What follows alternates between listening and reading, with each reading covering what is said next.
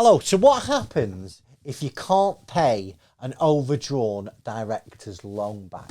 Hello, my name's Chris Word. Today I'm going to answer that question that I get 2 or 3 times a week from directors. Now listen, if you don't know what an overdrawn director's loan is, please go back on our channel. I've got lots and lots of videos that will educate you exactly what one is and if you've got one also. But today I'm going to answer the question, what happens if I can't pay my overdrawn director's loan account back?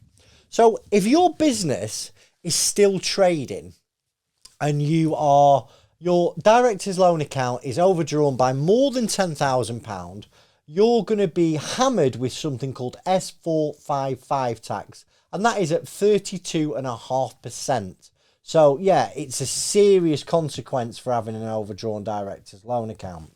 But that problem becomes even worse if you then place the business into liquidation. Whether it's a voluntary liquidation or a compulsory liquidation, once you enter liquidation, the insolvency practitioner is going to be knocking on your door and sending you a letter asking you to repay that director's loan.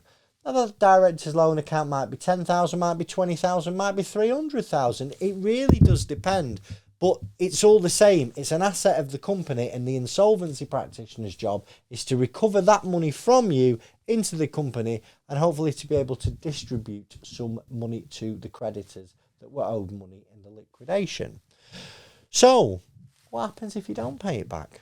Well, it does depend on your personal situation. I'm going to go to Armageddon with you first.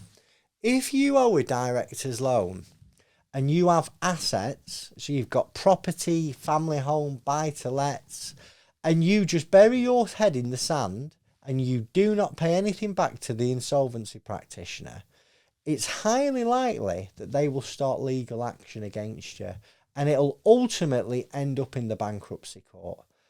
So yeah, that's how serious not paying back a director's loan can be.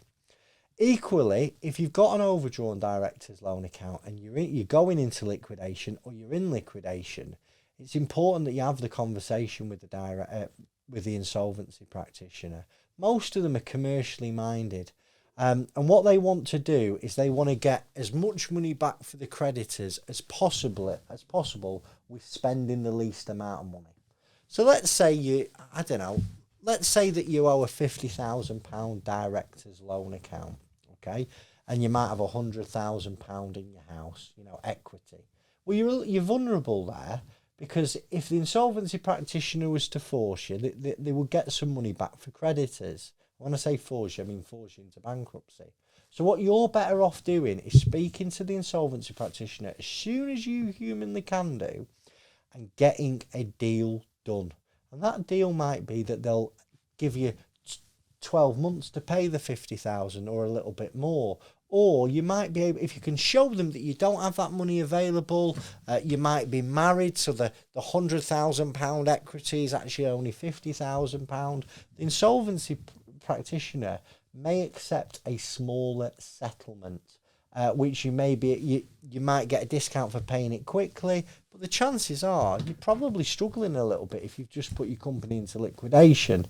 But the key thing to remember is, generally speaking, there's always some type of deal to be done, whether that's an extended time to pay the director's loan or being able to pay a percentage of it back to the insolvency practitioner. Because I'm going to let you into a little secret. Most of them don't want to take you to court. They don't want the legal costs, which they're going to have to fit. They're going to have to pay, and they don't want it lying on the desk for months and months and years and going into a long litigation battle. The key thing, like always, is have that conversation with them up front, and in most cases you will be able to get some type of deal done when paying back your overdrawn director's loan. I hope you found this useful. If you're there and it's suddenly dawning on you that you've got an overdrawn director's loan account, it's really, really important that you take advice early.